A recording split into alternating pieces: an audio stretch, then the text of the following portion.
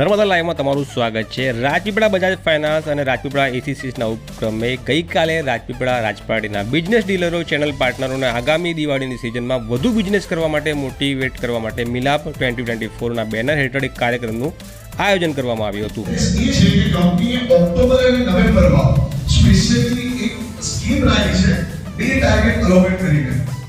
Bajaj finance અને Rajpipla લોકેશનના ACC દ્વારા પ્રકારના કાર્યક્રમો દર વર્ષે યોજવામાં આવે છે, જેથી કરીને તેમના બિઝનેસ પાર્ટનરોને આગામી તહેવારની સિઝન માટે તૈયાર કરી શકાય। એ 11.75% જેટલું વાર્ષિક આપણે પર ડેમાં ડિવાઇડ કરીએ 11.75 માનો લાખ રૂપિયા છે અને 11.75 ના કરીએ 365 ડેઝ પર ડે।